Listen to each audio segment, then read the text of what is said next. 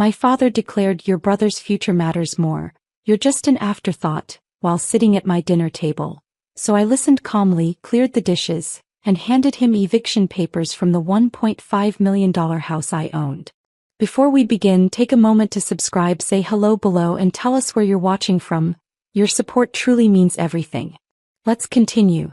The roasted chicken sat untouched on my father's plate while he gestured wildly with his fork, explaining why Lucas needed another $50,000 for his investment opportunity. I watched steam rise from the mashed potatoes I'd spent 2 hours perfecting, my hands folded in my lap like I was sitting in church. Your brother has real potential, Naomi, Dad said, his voice carrying that familiar edge of dismissal. This tech startup could change his life. Change all our lives. I'd heard this song before. Different verse, same tired melody. Lucas was 34, 6 years older than me, and hadn't held a job longer than 8 months since college. But in Dad's eyes, my brother walked on water while I apparently crawled through mud. Dad, I actually wanted to talk about something important tonight, I started, but he cut me off with a wave. Not now, sweetheart. This is serious business. Adult conversation. He turned to Lucas, who smirked at me from across my own dining table. Your sister doesn't understand investment strategies. She's good with numbers in her little accounting job, but this requires vision. My little accounting job. I was a senior financial analyst at a Fortune 500 company, pulling in 6 figures. I'd bought this house with my own money 3 years ago, all $1.5 million of it. That little accounting job. Lucas leaned back in the chair I'd imported from Italy. Come on, Nay. Family helps family. Unless you're suddenly too good for us. My mother's voice echoed from my childhood. Take care of your brother, Naomi. He needs more help than you. You've always been so capable. Capable. Their favorite word for me. Translation. You'll figure it out yourself because we're busy propping up your brother. I've given Lucas money 4 times in the past 2 years, I said quietly, meeting Dad's eyes. $32,000 total. None of it repaid. That's what family does. Dad's fist hit my table, rattling the wine glasses. You act like we're strangers asking for handouts. I raised you. I put a roof over your head for 18 years. Something cold settled in my chest. You're absolutely right, Dad. You did put a roof over my head. I stood, beginning to clear the plates. And now I've been putting a roof over yours for 14 months. Rent-free. The silence that followed was delicious. Lucas recovered first, laughing nervously. What's that supposed to mean? It means exactly what it sounds like. I carried dishes to the kitchen, my heels clicking on the hardwood floors I'd refinished myself. When you lost your condo, Dad, I offered you my guest house. Temporarily, you said. Just until you got back on your feet. Dad's face flushed purple. Are you seriously bringing up helping your own father? What kind of daughter? The kind who pays property taxes on a $1.5 million home while her father eats her food, uses her utilities, and tells her she's just an afterthought compared to her brother's future that matters more. The words hung in the air like smoke. Dad's mouth opened and closed like a fish drowning in air. I never said those exact words. You said them 20 minutes ago. I pulled out my phone, fingers steady despite the rage coursing through my veins. Would you like me to play the recording? I've been documenting our conversations for 3 months now, ever since you told Aunt Denise that I was getting too big for my britches and needed to be taken down a peg. Lucas's face went ashen. You've been recording us? In my own home? Absolutely. I pulled a folder from the kitchen drawer. I'd prepared it this morning, knowing this confrontation was inevitable. I'm not doing this to be cruel. I'm doing this because I've spent 28 years being invisible unless you needed something. I spread papers across the counter. Bank statements. Receipts. A detailed spreadsheet because, yes, I am good with numbers. 14 months of free rent. Fair market value for the guest house. $3,000 monthly. That's $42,000. Utilities average $400 monthly. That's $5,600. Food, because you eat here 4 nights a week. Roughly $8,000. Total, $56,600. You kept track. Dad's voice cracked with disbelief and something else. Hurt maybe. I squashed the guilt trying to bloom in my chest. I kept track because I needed to know the truth, I said. The truth about how much I give and how little I receive. Not money. I don't care about the money. Respect, Dad. Recognition. Love that isn't conditional on how useful I am. Lucas finally found his voice. This is insane, Naomi. You're really going to charge Dad rent? Your own father. No, Lucas. I'm not going to charge him. I watched hope flicker across their faces before I extinguished it. I'm going to ask him to leave. Both of you actually. You've been temporarily staying in my guest room for 3 months, Lucas. Ever since your girlfriend kicked you out. That's different, Lucas started. Is it? I pulled out another document.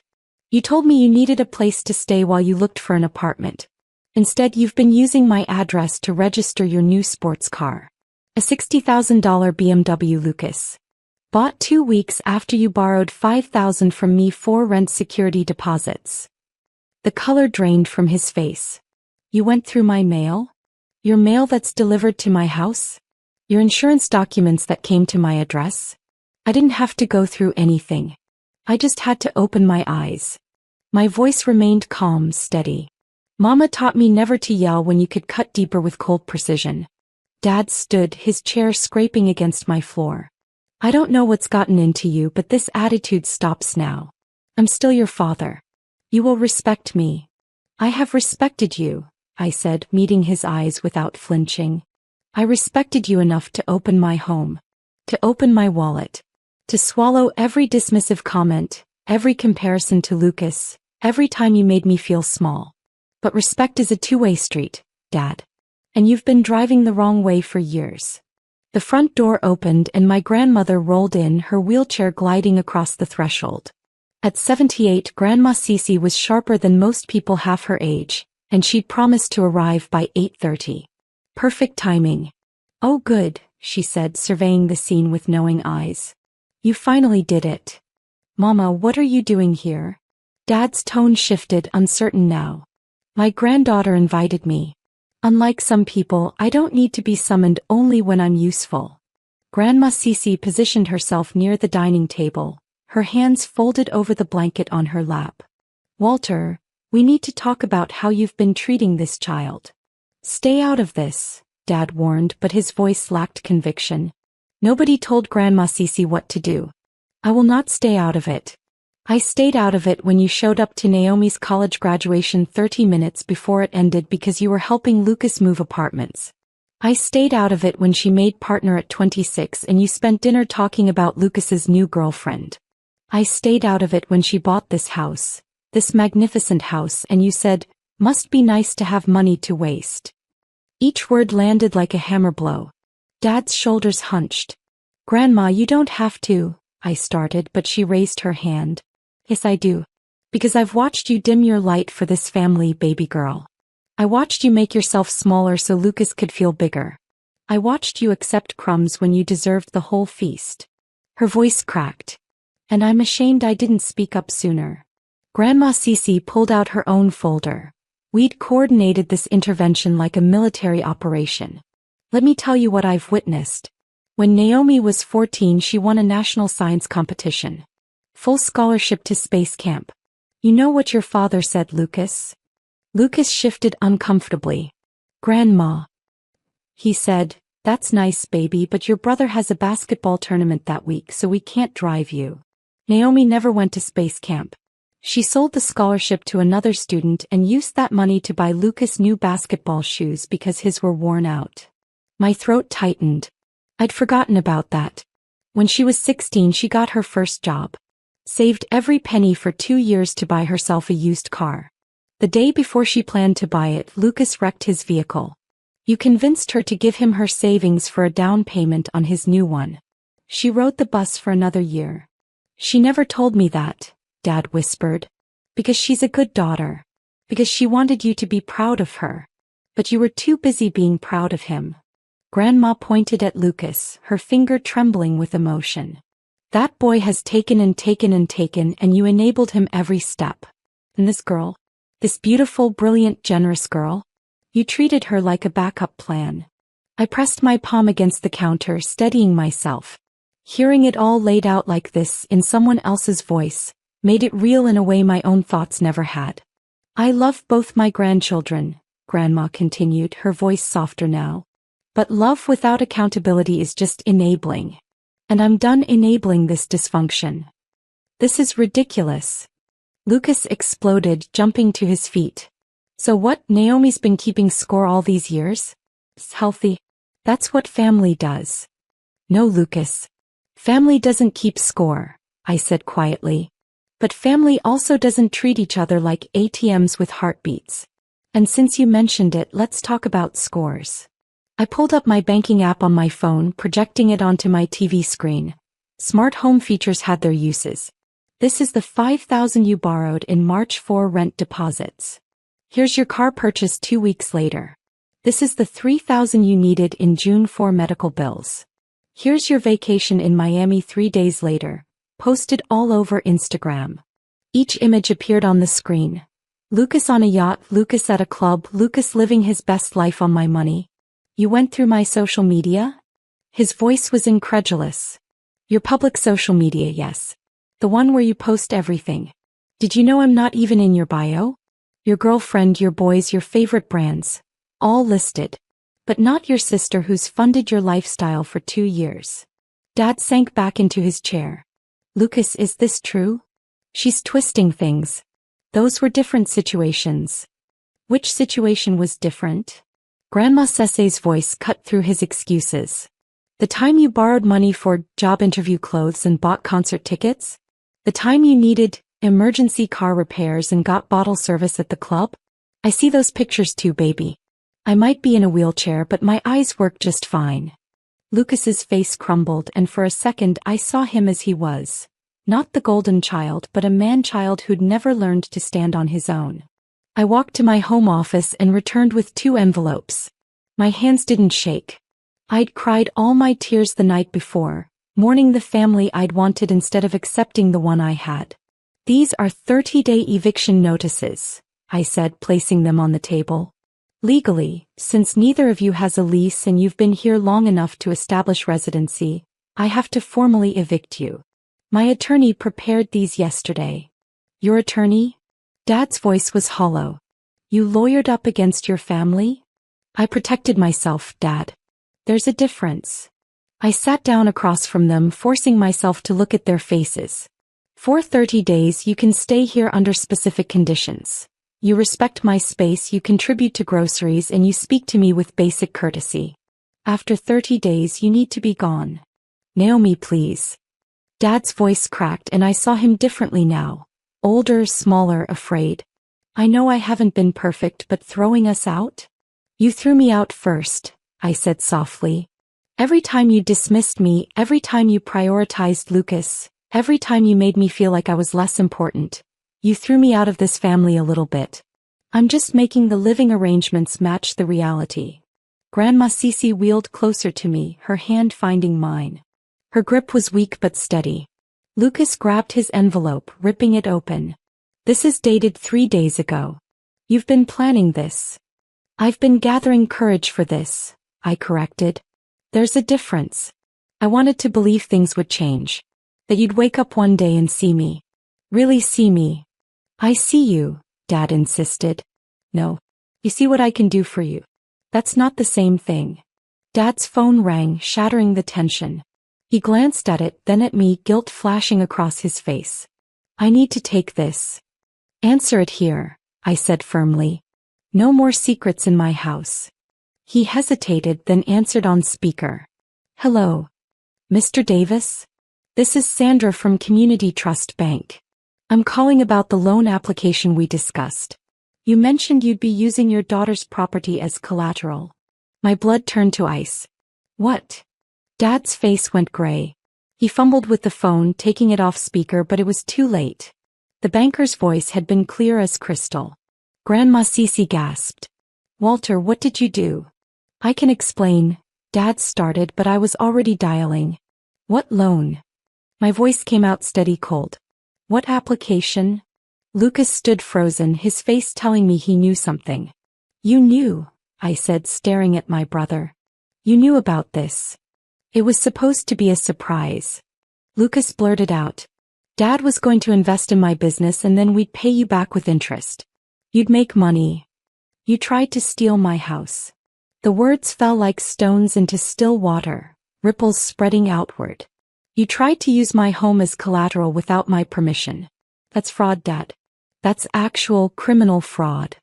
Dad ended his call, his hands shaking. I wasn't stealing anything. I was going to tell you. When? After you'd forged my signature? After you'd put my home at risk for Lucas's latest scheme. My composure cracked, emotion bleeding through. How could you? The question hung in the air, unanswered because there was no good answer. You want to know the worst part? I stood, pacing now, energy too wild to contain. It's not the money. It's not even the fraud attempt. It's that I would have helped if you'd just asked. If you'd treated me like a person instead of a resource. Baby girl, Dad reached for me but I stepped back. No. Let me finish. When I was 9 years old, you forgot my birthday because Lucas had a playoff game. When I was 13, I fractured my wrist, but we couldn't go to the hospital because Lucas needed his braces tightened. When I was 23 and bought my first condo, you asked if Lucas could stay there, temporarily, after his lease ended. He stayed for 18 months and never paid a dime. Each memory spilled out like poison I'd been holding in. I graduated summa cum laude. You missed the ceremony because Lucas needed help moving. I made junior analyst at 24, youngest in my firm's history. You told me not to get cocky, that pride comes before the fall. When I bought this house, you said I was showing off, wasting money on unnecessary luxury. Tears streamed down my face now, but my voice stayed strong. And through it all I kept showing up. Kept loving you. Kept hoping that one day you'd see me as more than Lucas's sister. More than the responsible one, more than a bank account with a heartbeat. I wiped my face roughly. But you didn't. And you won't. Because you don't want a daughter. You want a safety net. Dad's face crumpled. That's not true. I love you. Maybe you do. But you don't like me very much, do you? You don't respect me. You don't value me unless I'm useful. The truth settled over us like a shroud. You know what the saddest part is? Grandma Sesse's voice was soft but cut through the room. I enabled this too. I watched it happen and told myself boys need more help, that Naomi was strong enough to handle it. But strength isn't infinite. Even mountains erode. She turned to Dad, her son, and I saw generations of pain in her eyes. Your father did this to you, Walter. Made you compete with your brother for scraps of attention. And instead of breaking the cycle, you repeated it. You turned Lucas into what you were, the favorite who never learned to stand alone. And you turned Naomi into what I was, the capable one who carried everyone else's weight until her back broke. Dad's shoulders shook. Mama. No, baby. You need to hear this. You need to understand what you've done. She looked at me with such sadness. And Naomi, sweet girl, you need to understand this isn't your fault. You didn't fail them. They failed you. Something inside me broke open, not with pain but with release. Permission to let go. Lucas finally spoke, his voice small. I didn't know it was like this. I thought you liked helping. You never complained. Because I loved you, I said simply. I loved you so much that I set myself on fire to keep you warm. But I'm done burning, Lucas. A knock at the door interrupted us. I opened it to find Detective Patricia Mills, someone I'd consulted with last week when I discovered the loan application attempt. Miss Davis? I'm here to follow up on the fraud report you filed. Dad's face went white. Lucas backed toward the wall. You called the police? Dad whispered. I reported a crime, I corrected. Which is what citizens do. Detective Mills sat at my dining table, her notepad open, her expression professionally neutral. Mr. Davis, I need to ask you some questions about the loan application submitted to Community Trust Bank on November 15th. This is a family matter, Dad protested weakly. Attempted fraud using forged documents is a criminal matter, sir. The bank flagged the application when the signatures didn't match their records. Detective Mills looked at me. Ms. Davis, You never authorized the use of your property as collateral? Never. I never even discussed any loan with my father. I pulled up my phone records. I have documentation showing our text conversations. No mention of any loan or business investment was ever discussed. I wasn't going to actually do it. Dad insisted. It was just to see if we'd qualify. Dad, stop talking, I said firmly. You're making it worse. Lucas slumped in his chair. This is all my fault. I pushed him. I told him Naomi would never agree to invest in my business, so we had to find another way. You conspired together? Detective Mills made notes. No. Both Dad and Lucas shouted simultaneously. Grandma Cece watched everything unfold with sad eyes. Detective, if I may ask, what happens now? That depends on Ms. Davis. If she wishes to press charges, we'll proceed with a full investigation. If she chooses not to, we'll close the case, but the bank will likely blacklist both men from future loans. All eyes turned to me. The power in that moment was intoxicating and terrible. I could destroy them with a word. I could send my father to jail, ruin Lucas's credit permanently, burn every bridge and salt the earth behind me. I need time to think, I said finally. Can I have 24 hours? Detective Mills nodded. Call me tomorrow with your decision. She handed me her card and left, her presence having shifted everything. The room felt hollow after she left. That night I sat in my bedroom while Dad and Lucas packed in silence. Grandma Cece had stayed, sleeping in my room with me like she did when I was little and scared of thunderstorms. What are you going to do, baby? She asked softly. I don't know. I stared at the ceiling, tears sliding sideways into my hair. Part of me wants to press charges. Wants them to feel consequences for once. But another part. The part that still loves them? Yes. My voice broke. How do I still love them, Grandma? After everything. Because love isn't logical. It doesn't require deserving. It just is. He reached for my hand. But love also doesn't mean letting people destroy you. Sometimes the most loving thing you can do is let go. At sunrise, I made my decision. I called Detective Mills and told her I wouldn't press charges, but I wanted the investigation documented. Then I called my attorney and had him draft a formal cease and contact order. Dad and Lucas were to leave and we would have no relationship going forward. When they left that afternoon, I didn't watch them go.